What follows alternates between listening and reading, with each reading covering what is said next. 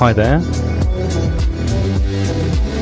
Okay, this information has been collated over a few years, and some of the information is research in collaboration with someone else who prefers to stay anonymous. I nearly made this documentary 2 years ago, but I didn't feel I had enough jigsaw pieces. So what is geology? The word is derived from the ancient Greek, the first part meaning earth and the second part meaning logos.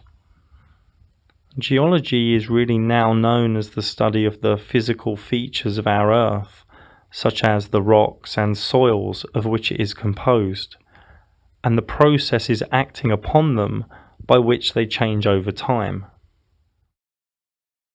What I'm going to do is lay out many jigsaw pieces, subjects such as coal, granite, rock-cut caves, rock-cut temples, layers of strata, basalt columns, mud floods, cataclysm, and much more, and indirectly present just how much the elite and their education system lies about geology and our history.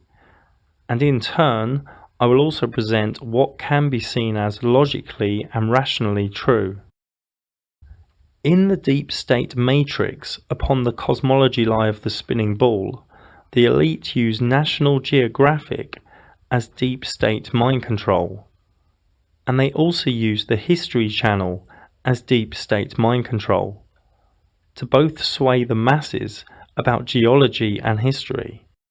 Now, National Geographic is owned by 21st Century Fox, a mass media corporation floating on the stock exchange and funding many toxic Hollywood movies. Disney is soon to buy out and acquire 21st Century Fox too, for around $70 billion. The History Channel, however, is already owned by Disney. So it's literally true that mainstream geology and history are both Mickey Mouse. So the cosmology lies, the geology lies, and the history lies all linked together. It's lies on top of lies, and any serious researcher can't really look at one and not the other two. Now, Michael Jackson said this just before they bumped him off and discredited him. They manipulate our history books. The history books are not true. It's a lie. That's right, Michael. The history books are lying. You need to know that. You must know that. Now remember, nobody has ever said, I know geology. It's a very big jigsaw with many sub-subjects, but I've now got enough pieces I feel are worth sharing. Let's start with coal. The official story is coal was formed millions of years ago when the earth was covered with huge swampy forests where giant ferns, reeds and mosses grew. As the plants grew, some died and fell into the swampy waters. New plants grew, and when these died, still more grew. In time, there were thick layers of dead plants forming separate layers. They say that after millions of years, the weight of the top layers and the water and dirt packed down the lower layers of plant matter.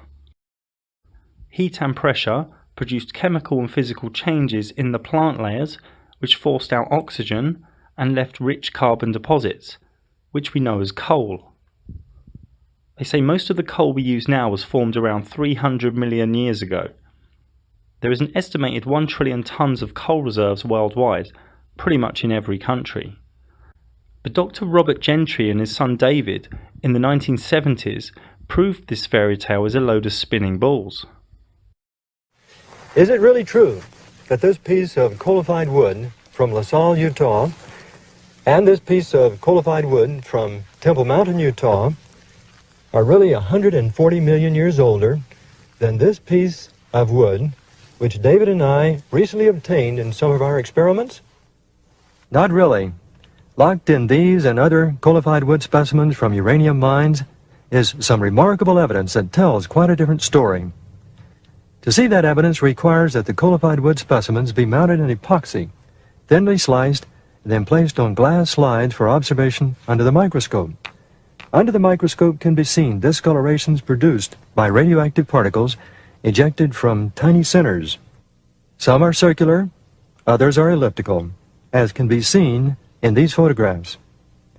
These circular and elliptical halos required a special sequence of events to form, so special in fact that they completely overthrow the idea of an ancient age of coal, pointing instead to coal's recent formation, geologically speaking. To explain the halos requires that at one time, water-saturated logs were buried in what are now considered to be several different geologic formations: the Eocene, Jurassic, and Triassic. Hang in there. Later, uranium solutions infiltrated those water-saturated logs, and uranium decay products, radioactivity, was collected at tiny sites in each of those logs. Don't get bored. That radioactivity decayed over the next several months to a half year, ejecting particles and producing spherical radiation-damaged regions, halos around those tiny sites. In cross-section, they appear to be circular. They were formed by the decay of secondary polonium, derived from the decay of uranium. Then there was a compression event. Something applied pressure to the top of all these formations. The logs were compressed, and when the logs were compressed, the halos were compressed. This brings us to an important point. We know that these logs had not turned to coal at the time the compression occurred. Here's a piece of coal. Coal doesn't compress. It shatters, as we can easily see. Nice shoes. Go with the slacks, quite nice.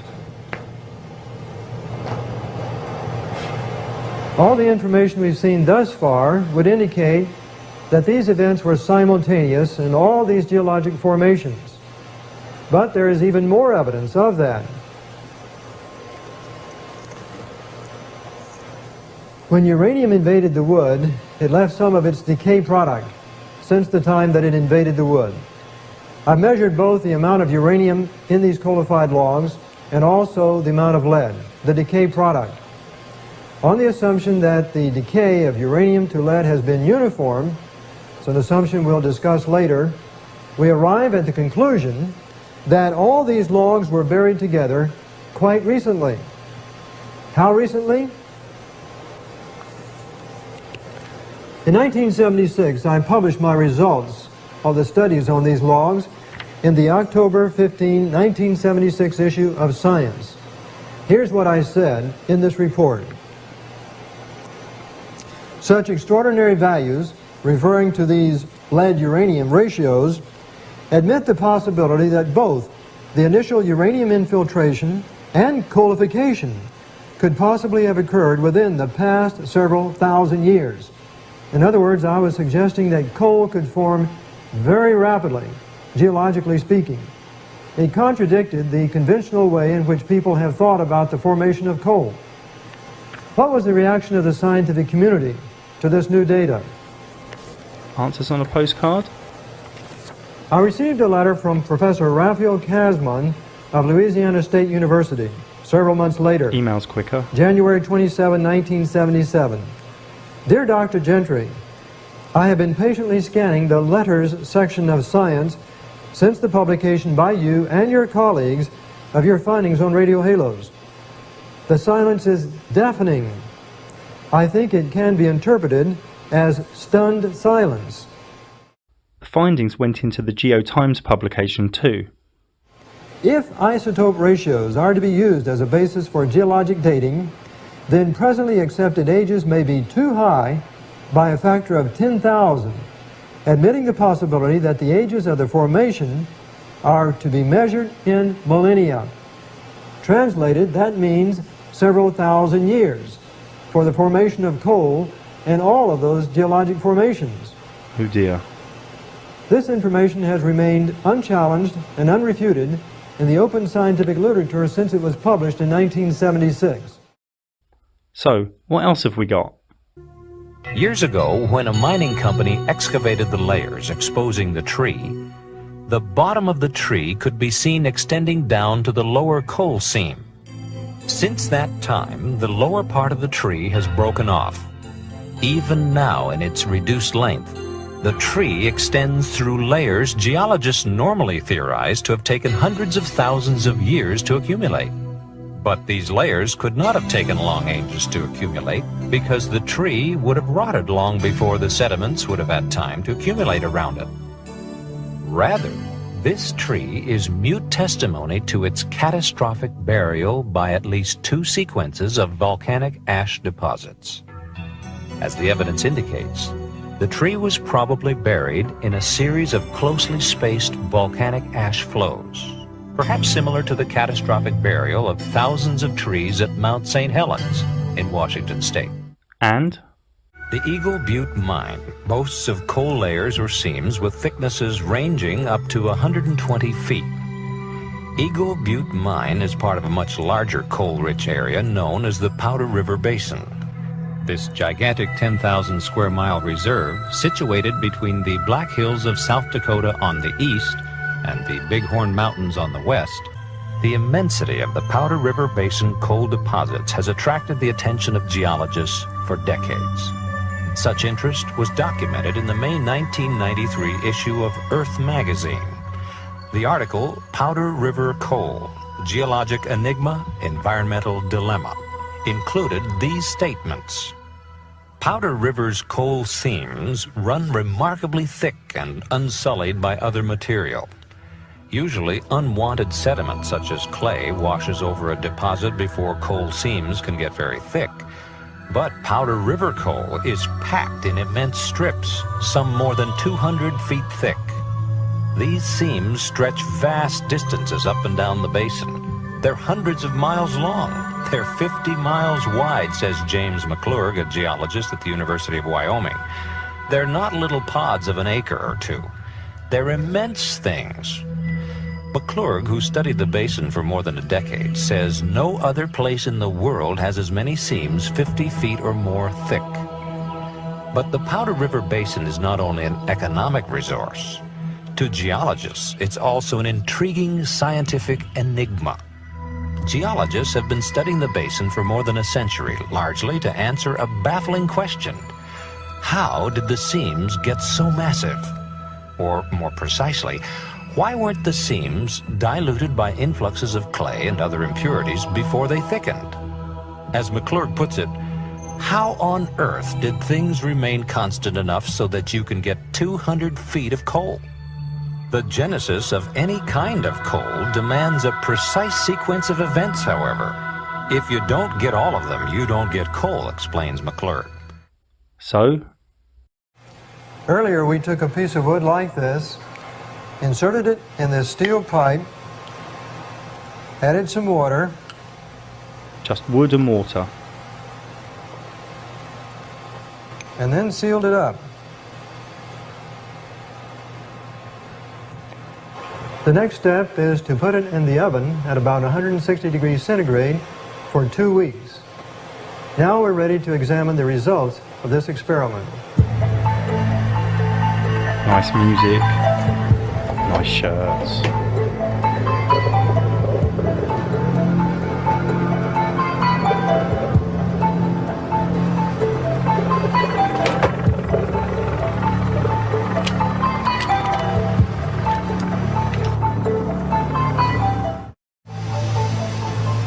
As we can see, this wood is now darker in color. It's also softer. A chemical reaction between the steam and the wood under pressure has caused these changes to occur. This specimen isn't coal yet, but clearly the process of coalification has begun. Successful formula combined lignin and clay with heat, about 150 degrees Celsius, in the absence of oxygen. Over a period of about 8 months, artificial coal was produced. So there is evidence supporting rapid coal formation. Coal is better explained by a rapid deposition and burial of billions of tons of vegetation by a massive flood or cataclysm a few thousand years ago. Let's look at the next jigsaw piece, granite. Now I know this is a little boring at the moment, it'll get more exciting later, but we have to go through this information first to form the basis for the right conclusions. Granite is the signature rock of Earth itself. Much of the Earth's continental crust is made of granite, and it also forms the core of most land and most mountain ranges. Let me share with you for a few minutes the mainstream geology story of granite. It is an igneous rock, which means it was formed during the cooling of molten rock, from the slow crystallization of magma below Earth's surface. During the formation of granite, it is buried below kilometers of rock and sediment necessary to produce enough heat to melt rock. Of course, the granite we see today is near the surface, and thus at some point was uplifted, causing overlying sediment to be shed via erosion. Granite always consists of the minerals quartz and feldspar, with or without a wide variety of other minerals known as accessory minerals. Two examples of large exposed granites are Half Dome and Stone Mountain. Pluton is a general term that covers the whole variety of shapes taken by bodies of magma. The magmas slowly rose through the crust like great balloons and solidified near the surface to form gigantic bodies of granite called plutons, which are exposed later when uplift and erosion remove the overlying rock and sediment. A pluton exposed at the Earth's surface may represent the deep part of a magma chamber that once fed magma to a long-vanished volcano. Okay, mainstream geology states that granite is mostly Precambrian age, which is over 540 million years old. Other mainstream sources say between 100 million years and 2.7 billion years old, depending on the accessory minerals. Okay, that's all the official story. Here is some information to show that the mainstream age of granite is highly possibly a load of spinning balls. The startling new evidence is found deep beneath the Earth, below layers of sedimentary rock down in its primordial stones, the granites. There, tiny bits of radioactive matter have formed what scientists call radiohalos. They've left telltale traces, creating a discolored sphere around them. Scientists can identify precisely what kind of material caused these radiohalos by measuring their sizes. One U.S. scientist, Dr. Robert Gentry, has examined more than 100,000 of these phenomena. Old school XL. Dr. Gentry has discovered a type of radiohalo that just shouldn't be there. In fact, according to every basic principle of evolutionary theory, it just can't be there. It's impossible. But after years of vigorous experimenting and testing, there is now no doubt. I have identified polonium radiohalos in the Earth's basement granites from America, Canada, Scandinavia, Europe, Russia, Japan, and Madagascar. This is extraordinary because these polonium isotopes have a very fleeting existence. One type I've identified, polonium-218, occurs for only a few minutes before decaying into something else. And yet this radioactive element has imprinted its identifying halo in solid granite, in particular in these pieces from the White Mountains in New Hampshire and from Neji in Japan. The three sunburst patterns shooting out from the tiny center represent three different energy nuclear particles that were successively ejected from three different isotopes of polonium encased within the tiny center. The accumulated effects of millions of such particles discolored the mineral around the center, thus producing three microscopic-sized, concentric colored spheres. In the mineral, the halo is always three-dimensional. Under the microscope, however, it looks flat. By taking a thin slice of the mineral through the center, we have effectively cut off the top and the bottom of the spheres and are thus left to view the halo as a series of three concentric rings under the microscope, as is illustrated in this animation sequence. According to all present scientific theories, granites, such as this specimen from Pikes Peak in Colorado, originated in a molten state, cooled, crystallized, and hardened over millions of years deep in the earth. But if that's the case, the radioactivity produced by polonium would never have been captured. It would have decayed away long before the rock solidified. The grains of polonium that made these radio halos were embedded deep in the granite. The element was there somehow when the rock was formed, but it could only form its radio halo after the rock had already hardened. And if polonium exists for only a few seconds or minutes, the implication has stunned all those who are willing to listen. Polonium radio halos indicate that the Earth's foundation rocks, the granites, were formed almost instantly. In fact, they are evidence that the granites had to be formed instantly. Scientifically, they cannot be accounted for in any other way.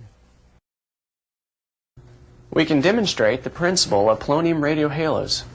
Imagine this Alka-Seltzer tablet is a bit of polonium, and this glass of water is a piece of molten granite.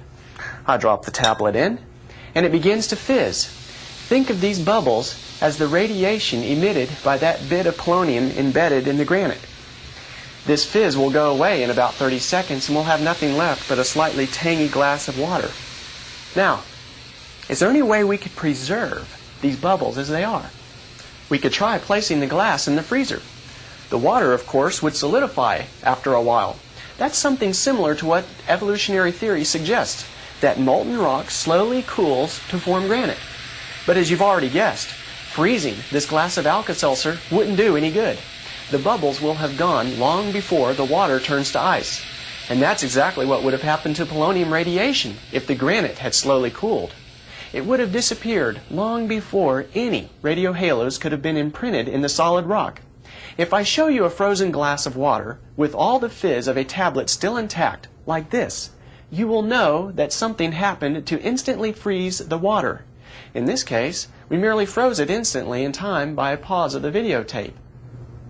Likewise, if we look at a radio halo demonstrated unmistakably to have been produced by a certain kind of polonium, we can know that the granite around it had to be formed instantly. Is he just some maverick scientist conducting his work in virtual isolation? If his experimental results were brought to the light, would other scientists be able to quickly discredit them? As a matter of fact, Dr. Gentry conducted most of his research on radio halos at the Oak Ridge National Laboratories in Tennessee. His findings have been published in many of the world's leading scientific journals: Science, Nature, Geophysical Research Letters, Earth and Planetary Science Letters, Physical Review Letters, Annual Reviews of Nuclear Science. Papers appearing in these journals are subject to peer review. That is, other scientists in the same field carefully examine the evidence presented and the experimentation used to see if there are any flaws in the data. Till today, no scientist has debunked these experiments and findings, even though they've been in many peer-review publications. One debunked theory going around the internet is that they are not radio halos, but this theory has not been published seriously or scientifically. The actual how the granite was created in a short space of time we will come to later. Let's look at the next jigsaw piece, layers of strata. Okay, let's go mainstream first. What do Mickey Mouse corporations like National Geographic, the History Channel, and your liberal primary school robot repeater teacher dish out? A strata, plural for one stratum, are layers of sedimentary rock or soil with consistent characteristics and qualities that distinguish it from other layers. In normal strata, the later strata are laid down on earlier strata in horizontal layers. In the very long passage of time, sedimentary rocks may get deformed by huge forces in the earth, such as volcanism, mountain building, or other causes. Then it requires individual research to work out what has happened to the individual strata. So how is the age of geological strata determined in the mainstream Disney world? Whatever is under something is older than it. For example, what's on top is youngest. They say that itself doesn't tell you how old something is, but it tells you the relative ages. They say the best and most precise dating method uses radioactive decay of isotopes within the rocks. They say the layers of strata built up over tens of millions of years, and in many cases hundreds of millions of years. Some mainstream geologists say that strata are the result of one volcano, then later another, then another, spanning hundreds of millions of years. It doesn't matter where you look, you will find all the mainstream gatekeepers singing from the same hymn sheet when it comes to the age of strata. The issue is that the field of geochronology is highly technical and fraught with problems, especially when looking at larger time spans. To think humans can date something to anything over 1 million years, for me, is completely ludicrous and insane. So again, let's prove that the mainstream aging of strata is wrong and a lie. The key here lies with the Mount St. Helens volcano in Washington, in the Pacific Northwest of the USA. Its May 1980 eruption was one of the largest volcano eruptions in America in the past century.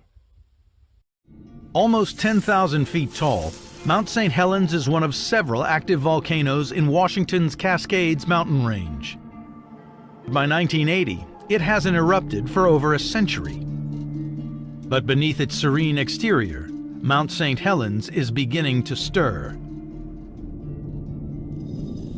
On March 27th, red-hot magma from deep within the volcano rises high enough to come into contact with icy meltwater. No matter where you are on Earth, beneath you somewhere there's water. So if something hot comes up into that water, it heats it up. It can build up enough pressure that it finally just breaks through as an explosion, like a pressure cooker you're just letting loose. Most scientists expect that if the mountain does blow, it will be in a classic vertical eruption, affecting only a limited area close to the volcano. But the mountain could explode sideways in a lethal lateral eruption, devastating a much larger area. At 8:32 a.m. on May 18th, 1980, they get their answer.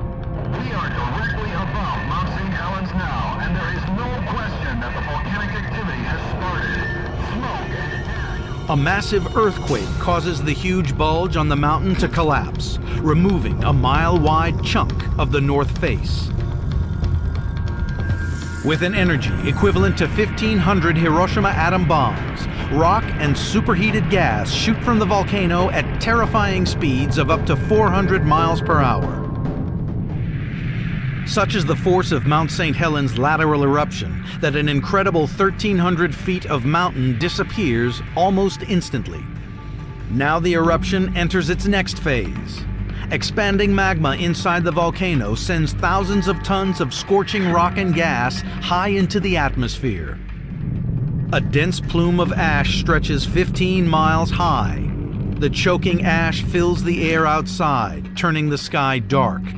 Breathing becomes almost impossible.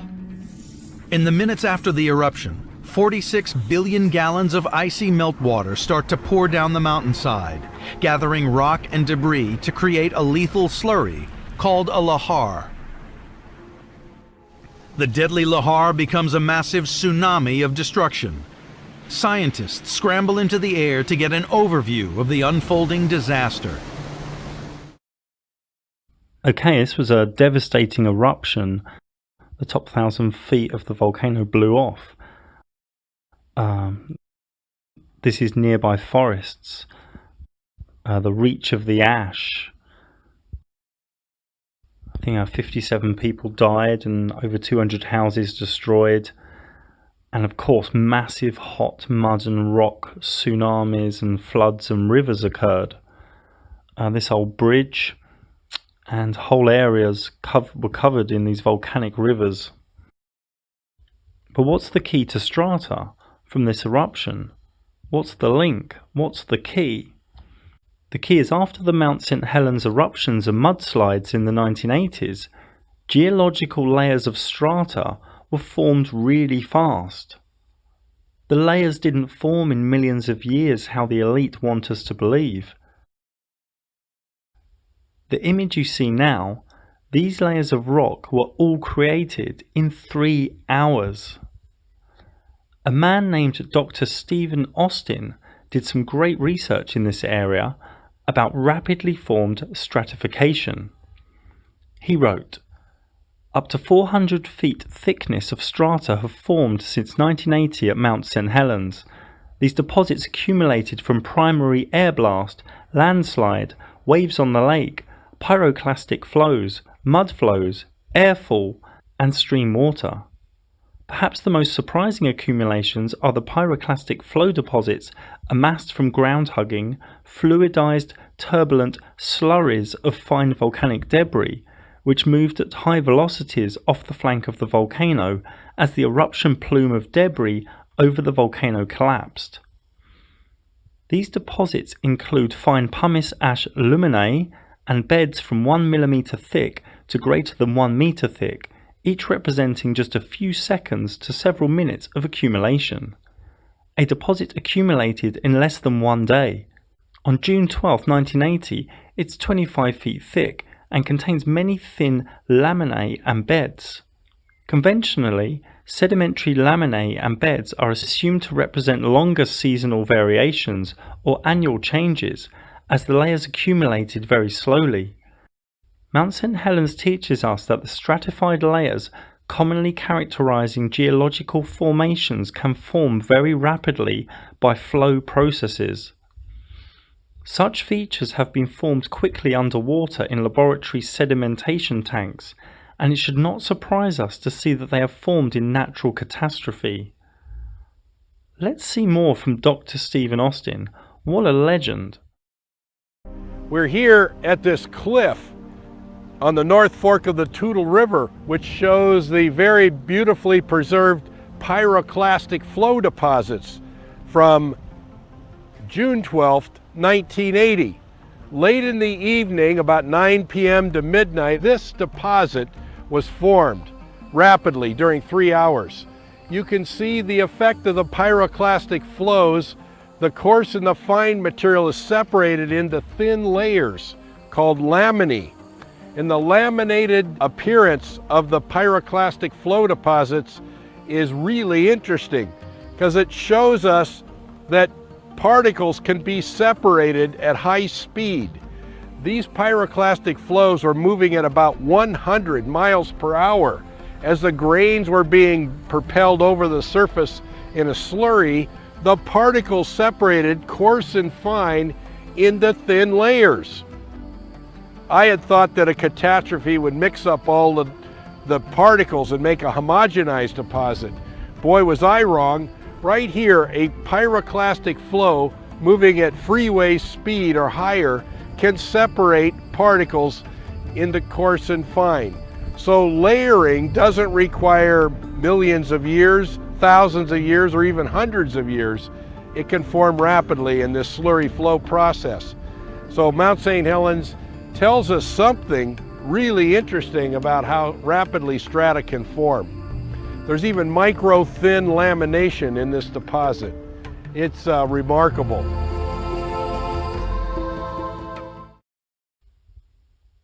Oh dear, oh dear, oh dear. Mickey Mouse mainstream's been telling porcupines again. Big fat lies. Oh dear. I would say these lies are, they really are, let's call them what they are, they're spinning balls. Spinning ball standards. These are Mickey Mouse, mainstream, gatekeeper, blatant lies. Changing the subject a little, the name Stephen Austin rings a bell. Steve Austin, who, I got it. Steve Austin was the name of the $6 Million Man from the TV series in the 80s. Well, I see Dr. Stephen Austin as the 6 million lies debunk man, or the 10 million years debunk man. Good work. Okay, I think it's getting pretty obvious to say at this juncture that coal, granite, and layers of strata can all be created quickly by large cataclysmic events. There's still much information to come to support this, and we're starting to get to the meat of the documentary. Let's look at the next jigsaw piece, rock-cut caves and rock-cut temples. This is where the big fat jigsaw piece is going to put the elite's geological Pinocchio to sleep forever. This is going to be the biggest section, so strap in. The mainstream labelled rock-cut caves and rock-cut temples are found all over the world. The mainstream universities, archaeology, history and geology all state the same thing Wikipedia states. Centuries ago, people with a hammer and chisel cut out these caves, temples, tombs and sculptures from solid rock. In some cases, the caves were already there, and they just went to work improving it with their hammer and chisel to create tombs, houses, temples and towns. Now try not to laugh. In India alone, there are 1,500 rock-cut caves. Mostly, they say, were a religious practice to create a temple out of solid rock. All 1,000 to 2,000 years ago, they say. Okay, so what's really going on? Right. In every country of flat Earth, there has been found directly encased in strata and hard stone animal bones, human bones, trees, and all sorts of petrified plant life. Remember, not covered by sand or by dirt or mud, but directly in the rock strata itself. As a quick side note, whenever bones are found, and some large human bones appear to have been found, the minions from the Smithsonian Institute arrive and they confiscate the bones. So what else was covered by the rock strata? Ancient towns, temples and cities. The ancient world is buried right beneath many of us, and many of the ancient cities lay covered by mountains and hills which formed during the last cataclysm. But when we come to the buildings covered in hard strata, the fairy tale of the so-called rock-cut caves appears. Today, all the rock-engulfed cities, caves and temples are under the UNESCO World Heritage Mafia. These traitors are careful to protect the monuments, but really protect the lie. And most employers don't even know, they simply just do what they're told, a bit like a basic NASA employee. Okay, these temples are not cut out of rock with crude tools. They were already there before the cataclysm. They were stone originally because the ancients built with huge blocks of stone. The lava or volcanic floods or volcanic sandstone covered the cities and temples and encased them in stone. Archaeologists are somewhat baffled on how come 2,000 years ago people were able to achieve a magnificent carving technique in soft sandstone without collapsing the roof. The truth is that these buildings were never built inside the rock walls. These were surface level buildings just like buildings today. They got covered in strata, stroke lava. All of these monuments, no matter where they are in the world and what culture built them, they always have the same weird characteristics.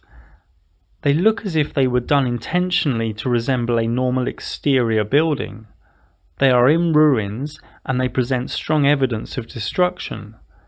And they have a weird mixture of extremely advanced architecture mixed with poor and rudimentary chiseling. This is contradictory and suspicious. So in the past times, people found a part of these cities or temples and started to dig and chisel inside them, driven by curiosity and trying to find treasure maybe. Also in many cases the digging was done by the survivors of Cataclysm in order to restore their former homes, towns and temples. And later, in order to hide the truth, the elite, read Vatican and Brotherhoods at the time, decided to cut the exterior walls so that it wouldn't be too obvious, and they tried to make the entrances of these buried monuments to look like some sort of rock-cut caves. When mainstream archaeology tells us that a rock-cut temple was built by King X in the Y dynasty, it's just National Geographic's and the History Channel's Disney overlords propaganda, with zero facts and zero evidence. Okay, let's take a temple that was not covered by strata or lava. Angkor Wat was built from sandstone blocks. So let's say that at the next cataclysm it wouldn't be so lucky and it will be covered in sandstone. And some parts will not be completely covered, so that survivors will be able to see it and they will begin to chisel inside the temple chambers. Currently at Angkor Wat we can clearly see the bindings between the sandstone blocks, but at other temples built in the same technique, everything was covered in fresh and soft sandstone, and then it hardened and solidified, and the bindings between construction blocks were filled with lava or sandstone or limestone. In all the interiors, from all the rock-cut caves, the original walls are not completely cleared, so the fine bindings and spaces between blocks are not visible. The restoration work was poorly done, and the walls were not cleared properly. When the new rock has powerful colour pigment, it can be impregnated in the walls of the buildings, but very often the difference in colour and texture can be seen even in YouTube videos. It is clear as black on white that they have different materials, but nobody can take samples to do analysis due to the UNESCO gatekeepers, and also many chambers and passages are restricted from public access. And of course some of the temple inner surface walls will remain uncovered and people will simply excavate the interior chambers. So the final product will look like a cave with interior of a surface building. And people will visit them and take photos and say, wow, look at this fantastic cave art, without knowing that it has a more dramatic story. At Petra we can see this is different stone. We can see this has been cemented or glued onto a different stone type. We can see plaster here. Was it ancient or restoration plastering by UNESCO to cover up the stone blocks connections? But some plastering at old sites was done in ancient times. In the Ellora Cave number 12, they did take a few samples from walls and studied them using scanning electron microscope, SEM, a light microscope, a stereo microscope, and a Fourier transform infrared spectroscopy, FTIR. They found cannabis sativa fibers, pounded shoots, leaf fragments, and even one bud. The plaster here is composed of about 10% cannabis. But it's not the norm to let anyone take any samples. And this was only like from the top centimetre or two. There certainly wasn't any drilling allowed into the walls. In ancient times, there were amazing techniques and technologies for cutting stone. But after this big event, which covered buildings in strata, the cutting technique went back to being basic and crude. We can see cutting techniques used after around 200 BC to expose parts of the already existing constructions. They carve a small hole, then put a wooden wedge in it and hammer it in, then pour in hot water to expand the wood. This doesn't crack the rock open itself, but in a series of holes the rock splits. Here you can see an example. This method here was done with granite, which is super strong. The second phase is to make rectangle patterns, then chisel the rectangles away, or leave one as a raised relief for a sculpture. These cutting techniques are found all around rock-cut caves around the world, and in many places they abandoned the cutting attempt or it simply didn't work. The rock didn't split. In Egypt we can see this technique too. It's also an old method for quarrying stone. We can see it at Petra, these holes. And this big straight wall shows evidence of cutting too. Here's cutting done at what they call the Nabatean tomb in Saudi Arabia. At the temple Abu Simbel in Egypt, we can clearly see that those statues were once inside of a big chamber looking inwards.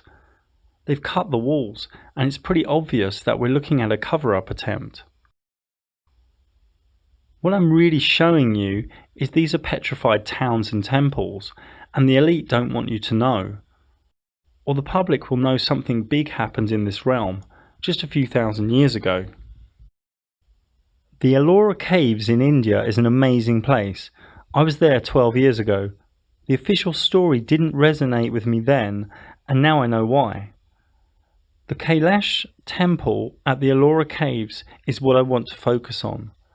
They say that people chiseled this whole place out of solid rock from top down with simple chisels and hammers from 757 AD to 783 AD in just 26 years. This works out at 60 tons of rock being removed every day, somehow. Of course, Wikipedia backs this up, as does the Disney Spinning Balls mainstream. This place is pretty well known as being the largest monolithic structure in the world that was carved out of a single piece of rock. But due to what we all know now, we know this is an ancient temple that got covered in strata and dirt and rock, and they chiseled that out from the top. They chiseled away at just the excess rock, dirt, mud and strata, and they excavated the temple just how the paleontologists uncover bones. The 26 years now feels about right too. Also, sometimes the interior chambers were not completely filled, so they retained their original polished look and art. The lies are insane. Sculptured the whole thing out with a chisel and hammer, working from top to bottom. Oi Barry, you coming for lunch, mate? Nah, just gonna knock out a few more of these elephants from this solid rock, working top down. Down the road a few miles is the Ajanta Caves. I was here too about 12 years ago. I bumped into a big gang of Indian guys who I don't think they'd seen a white guy before. It was a good day. At Ajanta, when we look just above the already uncovered levels, it can be seen that under the black rock, the lava layer if you like, there are still some covered levels. Oi Barry, nice sculpting with that chisel, mate. You coming for lunch now? Nah, not yet. I want to finish this roof I'm hammering away at from solid rock. Nice. The Deccan Traps are the label for the large igneous province located on the Deccan Plateau of west-central India, covering thousands of miles. They are one of the largest volcanic features on Earth. Basically, the Deccan Traps are gigantic solidified lava fields which during the last cataclysm covered a big part of ancient India, and the ancient cities were buried beneath them. In these solidified lava layers, we find many of the so-called rock-cut caves. The best known examples are Ellora and Ajanta. One can also find many non-mainstream YouTube history and geology videos that state many rock-cut caves worldwide were built to resemble a normal building, and that the original builders are just simply unknown. Let us now compare the Paricutin Cathedral from Mexico and the Pandavleni Caves in India. So in 1943, lava from a volcano eruption gobbled up the little Mexican town of San Juan Parangaricutiro, and only the upper part of the town's cathedral remains visible. The rest of the town is completely gone and buried and burned. But the cathedral was made of stone, and much of it got encased in lava. It's 100% lava solidified. And now please compare these images with these from the Pandavleni Caves in India. Again, this is a solidified lava, magma rock. The official lie is that the Pandavleni Caves were carved between the 3rd century BC and the 2nd century AD. But that is fake. They don't have any proof or evidence for their statements. The images show similar elements between the two constructions, and they prove without a doubt that the Pandavleni Caves are not caves. They are ancient buildings covered by lava, just like the Paricutin Cathedral in Mexico. Here is some interesting footage from a, in quotes, rock-cut cave in Bihar, North India, where many original yoga schools are. This amazing building helps prove it was here before and not chiseled out of a cave. The interiors are simple, in keeping perhaps with the preferences of the Buddhist and Jain monks who lived here. The exterior of the Lomus Rishi cave, though, presents a contrary sight. Based on the architecture of thatched huts, the exterior has very fine carvings of lattice work, rows of elephants paying homage to Buddhist stupas. The interior of the cave consists of two rectangular halls, a bigger outer hall and a smaller inner hall. The walls may be plain, but it's as smooth polished glass, even thousands of years later. The local guide, who is showing us around in the dark caves, completes the mystical experience by chanting Om.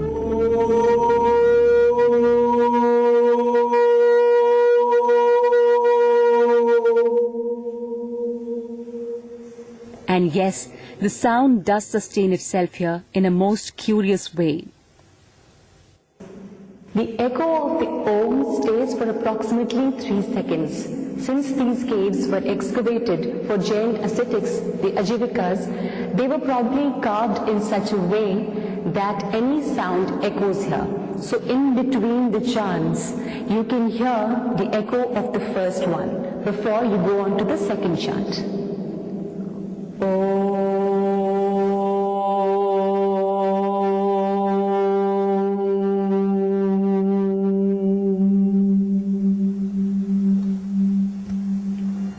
On that auspicious note, the sun begins to set, reminding us that it's time to move on. It is difficult to describe this near spiritual experience of this beauteous place. You have to be here to know it. Okay, I want to show you some more imagery of temples and towns that have 100% been through destruction and covered in magma and are not rock-cut caves. But I'm going to play some music and be quiet for a couple of minutes, just so you could be in the wonder of what is going on.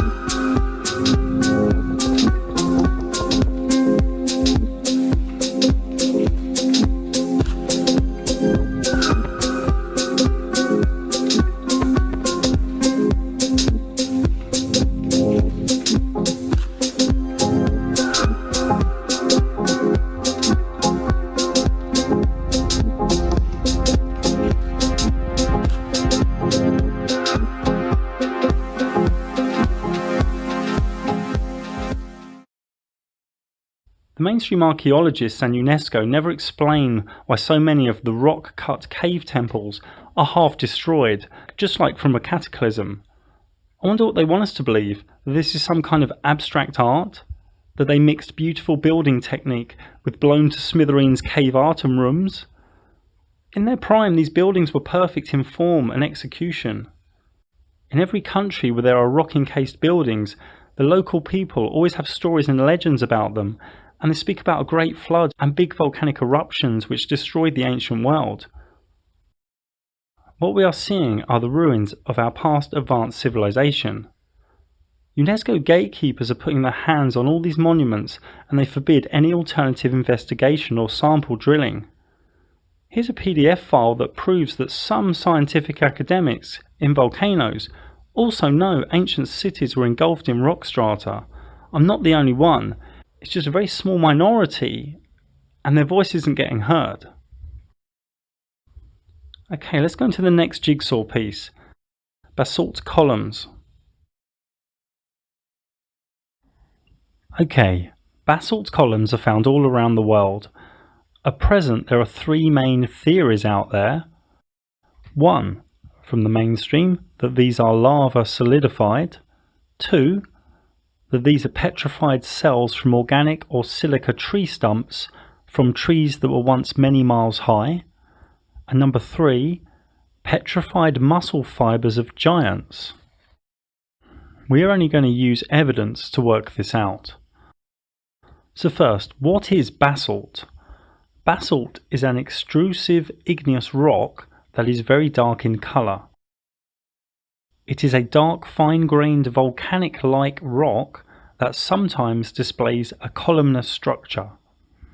Basalt columns' chemical compound is made up of magnesium, silicon, calcium oxides, with small amounts of potassium, sodium, iron and titanium.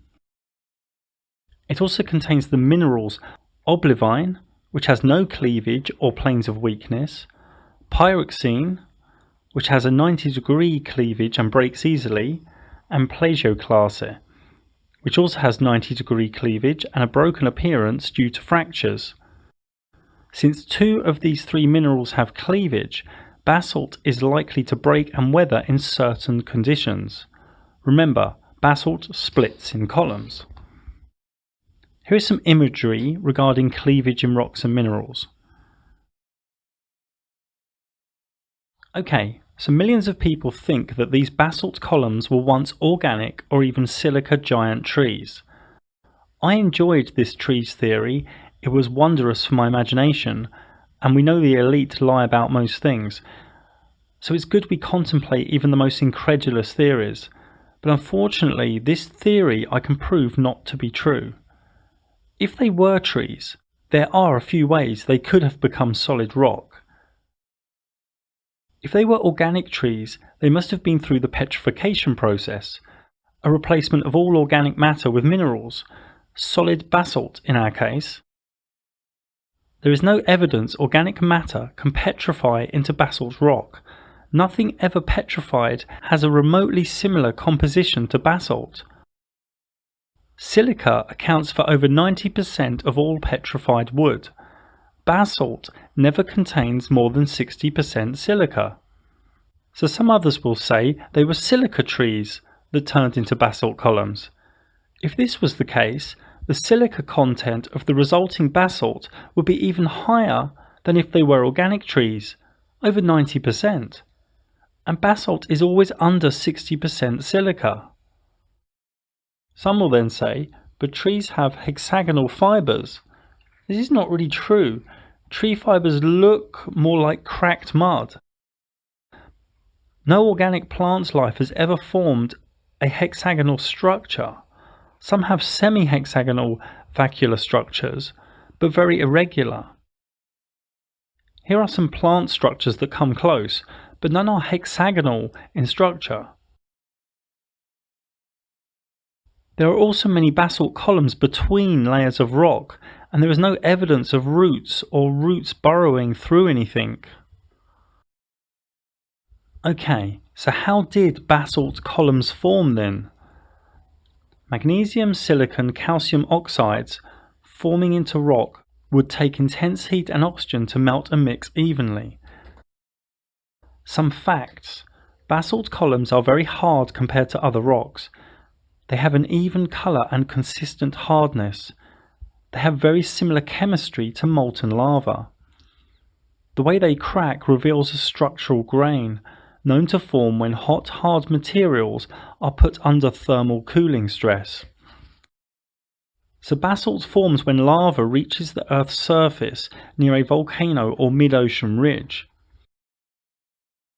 The lava is between 1100 and 1250 Celsius when it gets to the surface.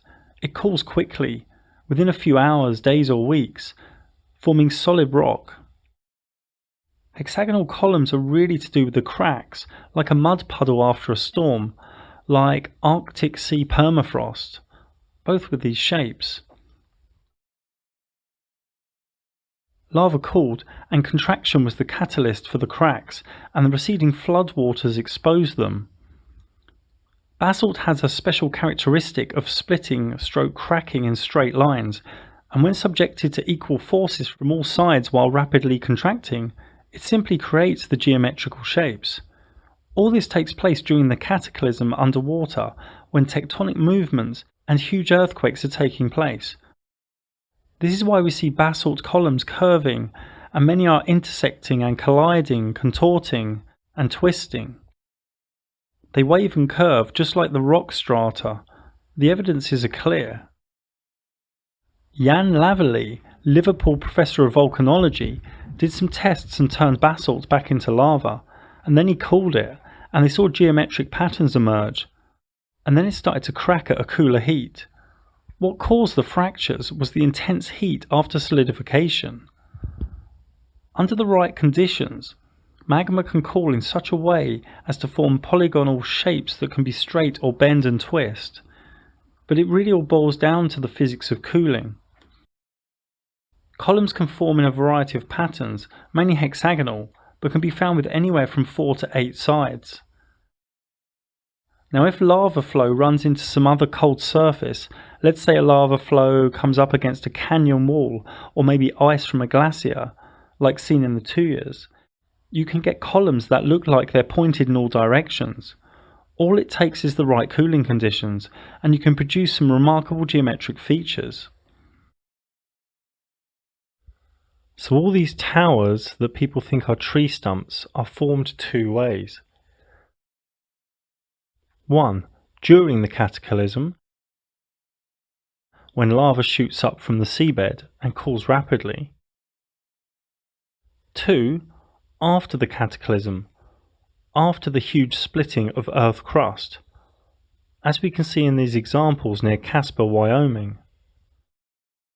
Worth noting here that a local geologist said, in some parts, the gaping hole appeared to look like a mini Grand Canyon.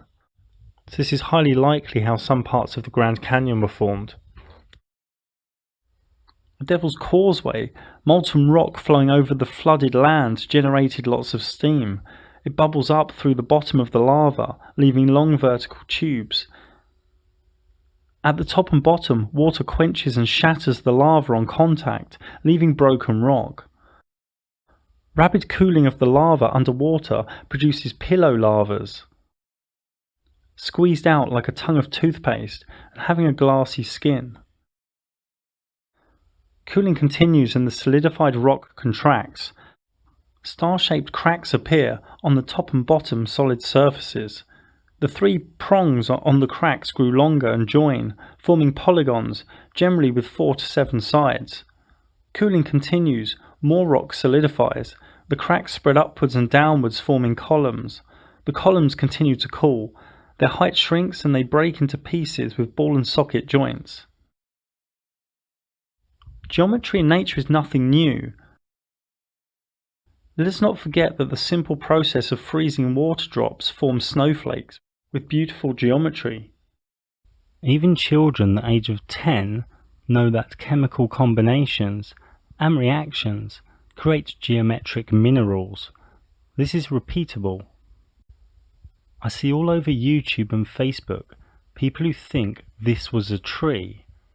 I ask, how did it turn to granite? they don't know. I ask, where is the rest of the tree? They don't know. I ask, where is the root system? They don't know. And then I ask, well, what about this? They say, yeah, it's like splintered tree stumps. And then I say, well, what about this? And this again is from the same mountain range in Italy. And they do. They say, yeah, it's like these are all remains of trees. And this for me isn't the opinion of any serious investigator or scholar. This was doing the rounds recently too. Some shill Facebook page with about 40,000 likes, and unweaned conspiracy theorists sharing this nonsense about. It's just CGI. There's no proof here for a root system. And ask yourself why shill sites are posting fake root system information. They want you to believe in the trees theory. So ask yourself why. Then there are this other lot who claim basalt columns are the muscle fibres of giants. And this is pretty ludicrous. So what about orbicular basalt? Are these trees or muscles too? This orbicular pattern can only occur in a particular condition of rapid cooling, and it can be repeated. There are also many online who think these granite rocks are ancient giants, ancient titans, just because it visually looks like a giant. There's no real science for this, no bones nearby or anything. There is only a sentence in Genesis and one or two in the Book of Enoch. There is also the Book of Giants, which is one of the Dead Sea Scrolls. This talks of giants and monsters, and doesn't contain the word stone once. It does contain the word brimstone 4 times, and this word actually means sulfur or fire. The expression fire and brimstone is used as a sign of God's wrath, for example, a cataclysm. Many even think this was a real elephant.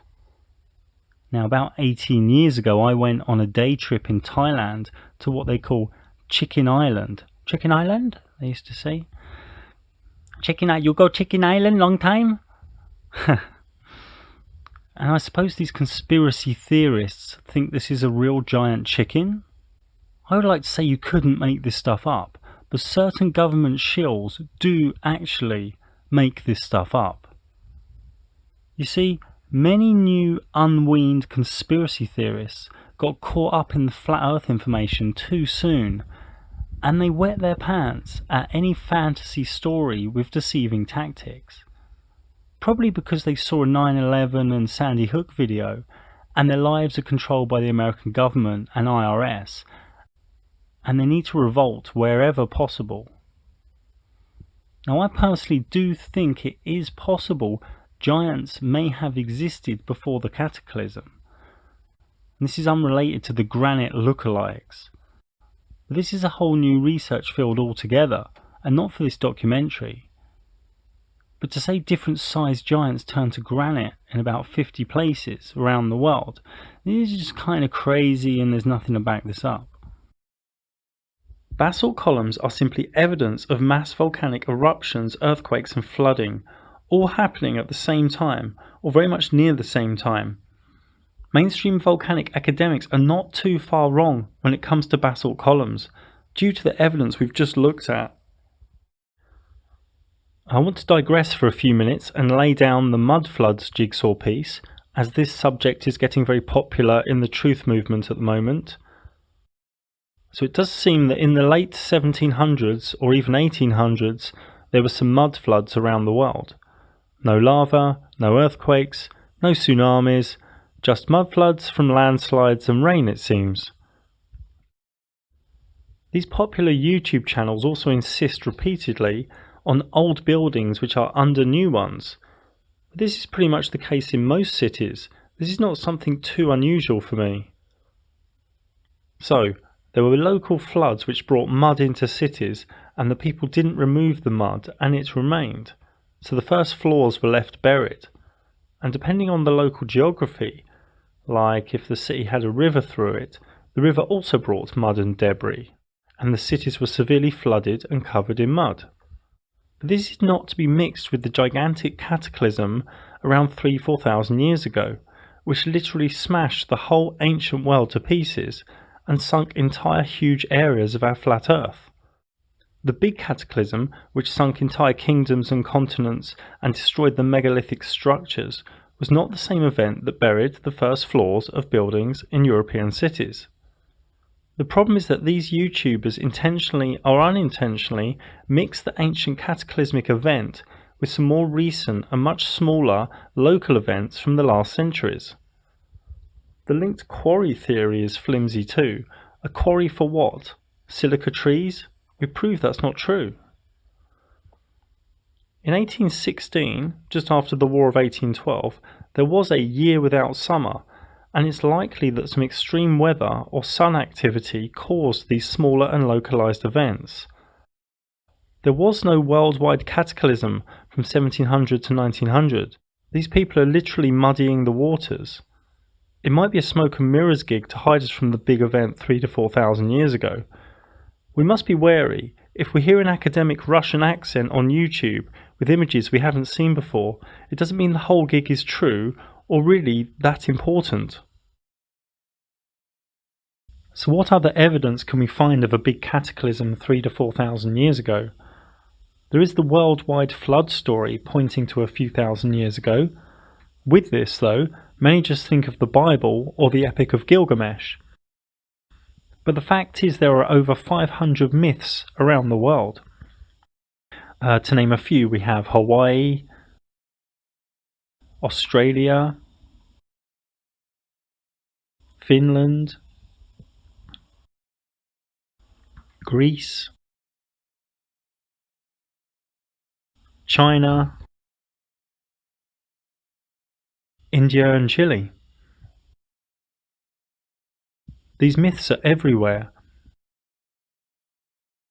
and universal destruction and flooding were mentioned in nearly all of them. Bruce Mass, co-editor of Myth and Geology in the 60s, was a globe-head archaeologist, but after much research about the flood, he gave the date of 2807 BC. But I see it as being 3,000–4,000 years ago, so more recent than 2000 BC. Here are a couple of documentaries that show evidence of remains of some gigantic boats found at over 1,000 meters altitude. Have a look at these if you're interested.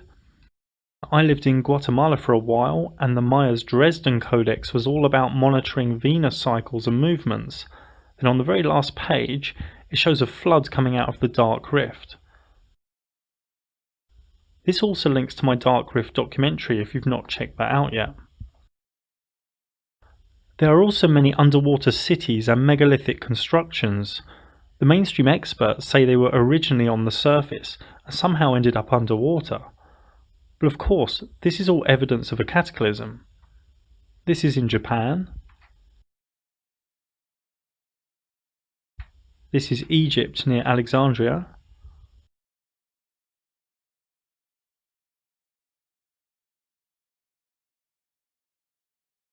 And Greece. These are in India. And this is in China.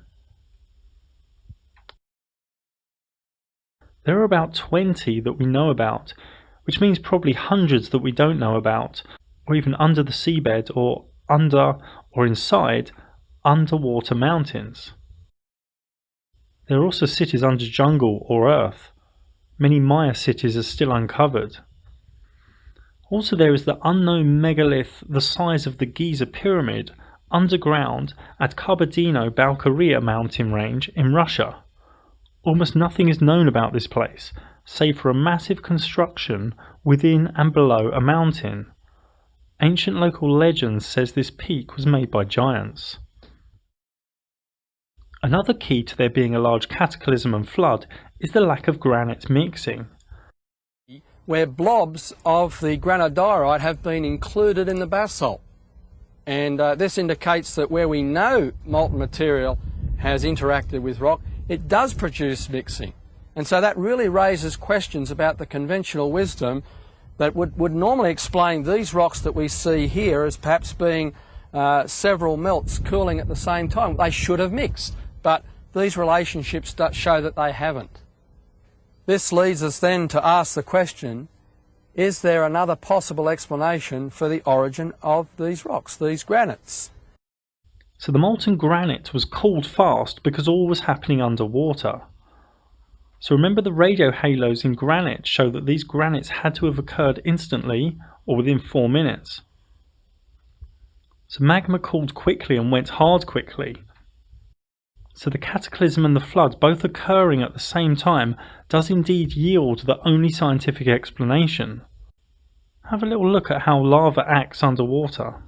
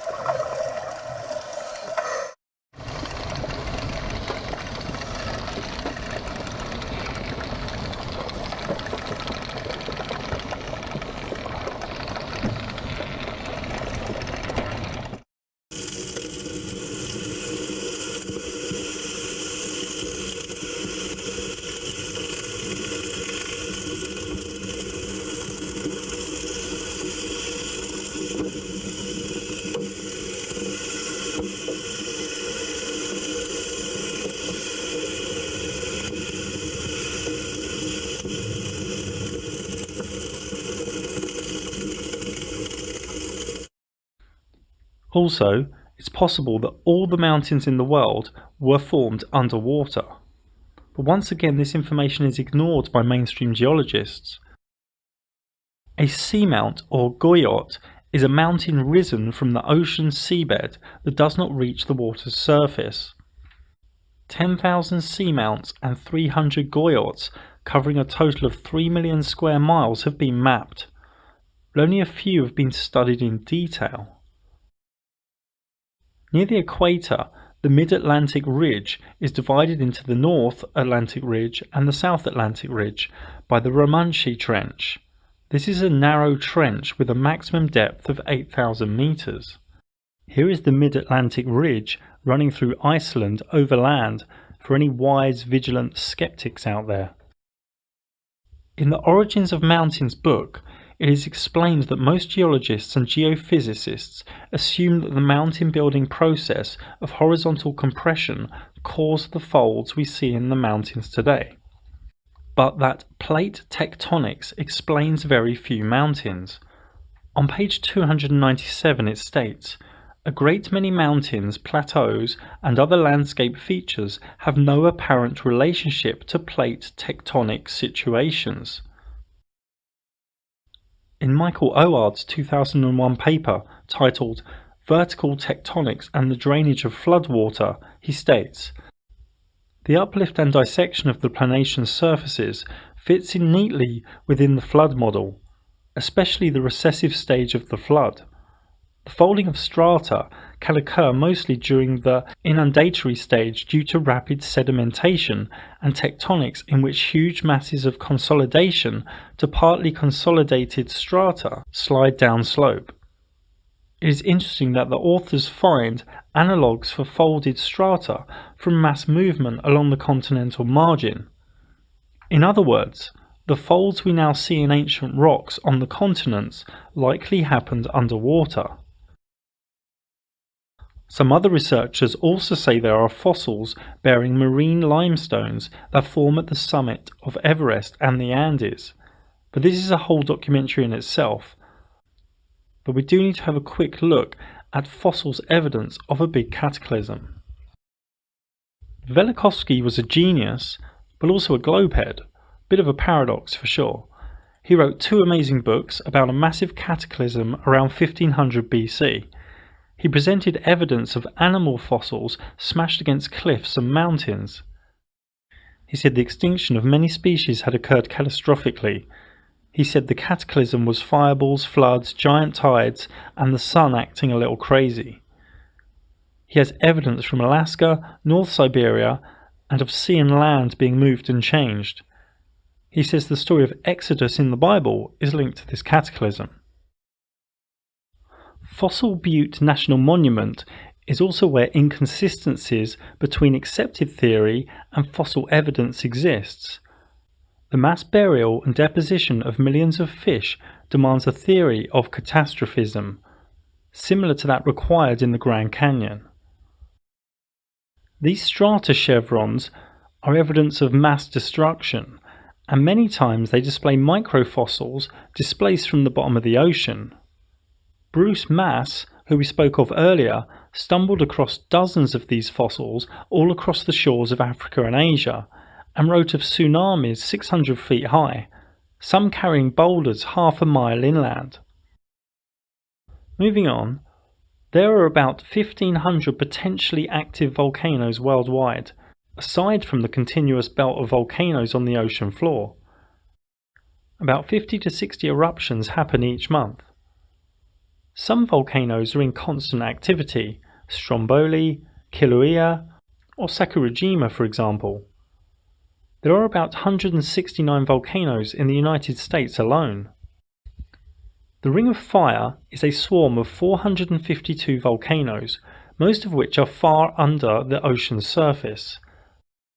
And as we can see here, many have shown activity in just the last year. If we look at the Ring of Fire on a conceptual flat Earth map, it's very much a straight line. Now, some flat Earth shills or fools have been saying volcanoes don't exist. Here is me about 13 years ago next to lava. And this nearby volcano in the background recently popped in Guatemala. Some other, quote, researchers, unquote, say supervolcanoes don't exist. I asked them to go to these locations and do some basic research. Some other flat Earth researchers, quote unquote, say tectonic plates don't exist.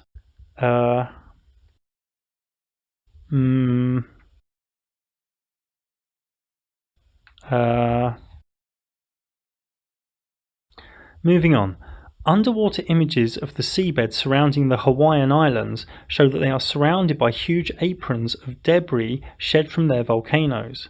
A writer, Bill McGuire, said, "Within this great jumbled mass of volcanic cast-offs, nearly 70 individual giant landslides have been identified. Such a landslide caused the 1,000-foot megatsunami that hit the island of Lanai. All of this evidence shows that the large cataclysm that occurred was full of volcanic eruptions and earthquakes under the water, under the flood. Remember, an underwater volcano eruption is sometimes linked to an earthquake, and both create tsunamis." So what conclusions can we come to? Coal, granite and strata can each be formed quickly, and probably were all mostly formed 3,000 to 4,000 years ago. A massive cataclysm of volcanic eruption, earthquake, tsunami and flooding wiped out the ancient world, and only remnants can be seen in what UNESCO hide as the rock-cut caves. It's probable that more than 80% of the Earth's surface, above and below sea level, is of volcanic origin. Volcanic eruptions have produced mountains, plateaus and plains, which subsequently eroded and weathered into the majestic landscapes and fertile soils we see today. But what causes a volcano, and where does lava come from? We simply don't know. Humans have only dug a few miles down. We do know, though, that in the Vedic and Abrahamic flat earth cosmologies, that higher vibrational realms are above, and darker, lower vibrational realms are below. It does seem, though, that we are having a human experience in the remnants and graveyard of an amazing ancient advanced civilization. Look around the world today, and we can see there was an advanced civilization. This Atlantis wasn't one single location, it was a consciousness, a culture. Similar pyramids, similar art, and similar polygon walls are found all around the world.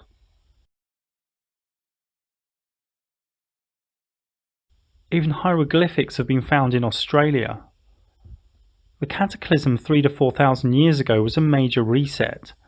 No trees on Earth survived, and only the greatest of architectural splendour and temples survived. It seems probable that the few thousand or few tens of thousands of humans that survived spread out to become the Tibetan monks, the Maya, the shaman, the yogis, the Inca, the Taoists, and also the Druids. Many years ago, some mystics told me that Noah and the patriarchs were those with high levels of initiation, hidden in their ages of hundreds of years, and it was their job to protect sacred knowledge while the destruction and floods came, to keep safe for survivors, for the future. So the big question is, what caused this big reset cataclysm? The reset could be cyclic, linked to the clockwork of luminaries above, or it could be related to the sun cycles alone, or Venus cycles alone. It could be divine. It could be technological from a culture gone haywire, or even some advanced group intention. I personally am erring on cyclic due to the Maya Dresden Codex and my knowledge of astrology, and because the night sky has been anthropomorphized with animals and deity for centuries and pointed to relentlessly by ancient sacred sites. Also, the human design system, similar to astrology one could say, states there will be a big change in 2027. Interesting to note here is that in my human design it says I am a heretic investigator. Also interesting to note that in Japan they found these ancient tsunami warning stones. It is said in Japan that it takes only 3 generations for people to forget about cataclysm. Check out this Antikythera mechanism, an ancient Greek astrological analog computer. It was found in the sea around 1901 and is believed to be over 2,000 years old. It has 30 meshing bronze gears and charts the movement of the sun, moon and planets, and predicts lunar and solar eclipses. Housed in a rectangular frame, the machine shows data on both sides. In front is the larger dial, showing the 365 days of the year according to the Egyptian solar calendar. Inside, a second circle shows the 12 signs of the zodiac. By turning a handle, one could position the 2 hands to indicate, for each day of the year, the exact position of the sun and moon, and a small sphere indicating the phase of the moon. In order to guarantee its exactitude, whatever the day or year chosen, a dial on the back of the mechanism shows the metonic cycle, which reflects lunar and solar cycles over a period of 19 years, corresponding to 235 lunar months. Above this, another spiral dial indicates eclipses of the sun and moon. The handle was used to advance the pointer to determine when the next eclipse would occur in the Saros cycle. As these operations were connected by the interlocking gears, the actual date of the eclipse showed on the other dial. How did the Greeks manage to devise a mechanism to reflect such complex and irregular data as the lunar cycles? The question also intrigues today's specialists in fine watchmaking. These dudes went to a lot of trouble to map the sky's clockwork. Moving on, Dr. Thomas Burnet, a theologian, wrote from the 1680s The Sacred Theory of Earth, made up of 4 books. He wrote that the Big Reset cataclysm was as close as around 0 AD. He wrote that before this cataclysm there were no seas, mountains or hills, and he postulated that the floodwaters came from above or the Great Deep, both Abrahamic notions. Another strange key is that there are so many new movies coming out about destruction and cataclysm. Here are 2 new ones. Why do the Georgia Guidestones talk of keeping population down? Why the chemtrails in low populous areas but masking the sun? Why the billions of tax dollars spent on DUMBs over 1 kilometre underground? DUMB stands for Deep Underground Military Base. Why the strange Walmart closures and mass works going on? It's hard to know, as we don't have all the jigsaw pieces. It's obvious that much, if not all, the ancient history in the mainstream is completely fabricated. Even more recently, in the 1700s, they rewrote many stories and removed many maps, which I explained in my Other Lands video. They are also lying about population numbers, and this makes even more sense when we think of a reset 3,000 to 4,000 years ago. So 100,000 humans or so turned into 8 billion in just a few millennia. That doesn't really make too much sense. Okay, in this final musing section, I want to go back to the Longmen grottos in China. Here, there are over 100,000 statues and over 2,300 caves. Okay, they say they were cut out from the caves from 493 AD to 1127 AD, but again there is no real evidence of this. Just Wikipedia and Mickey Mouse stuff. Regarding the Big Buddha, Wikipedia says an inscription at the base of this figure gives 676 AD as the year of carving. And that's it. You're just supposed to believe this little carving at the bottom of the foot. Okay, from what we know about these rock-cut caves and rock-cut temples, this for sure looks like a place that was there already before a cataclysm and was covered in the cataclysm. It also looks like this was all indoors, inside a massive chamber, and the focal point of this now buried city. So this raises a big problem. We are told that Buddha was born in 623 AD, and these statues seem like they were there before the cataclysm. So this yields two possible solutions. One, this statue is actually of an old important ruler, and they are plonking the Buddha person, story and archetype onto it. Or two, Buddha was much older than 600 AD. Either way, they are lying. I looked at these photos in a kind of altered state of consciousness, sort of soft focus for a while. I felt these to be superior beings that actually walked this earth millennia ago. I mean, look at this one, holding a Mount Meru type thing in his palm and treading on a small human. Were these statues of giants or deities of some sort? Okay, if you do a search on Longmen grottos, Google gives you pages and pages of strong gatekeeper websites from Mickey Mouse and the Matrix. Wikipedia, World Heritage, UNESCO, TripAdvisor, New York Times, the Chinese State, High Up Buddhism, major travel tours. This seems to be one place they really don't want you sniffing around. I searched online for quite a while trying to find the names of the deities and could only find one website, and this is at artandarchaeology.com. And they list these statues as being these deities, with no proof. It's just the only website in the world that says this.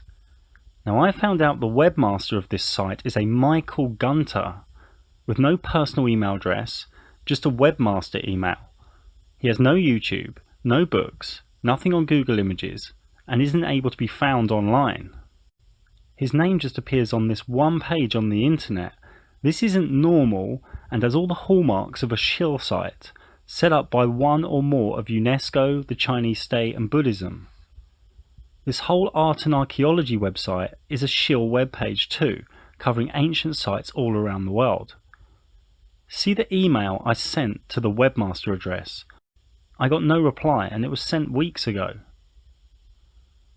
So we have to ask the question, is UNESCO, the Chinese government and mainstream Buddhism all involved in a massive cover-up of the Buddhist story too? This would need more research, but it does look likely. I mean, this dude looks like a great ruler. Also look at the Leshman giant Buddha, also in China. Well, Mickey Mouse says this was carved between 713 AD and 803 AD, and again there is no proof of this.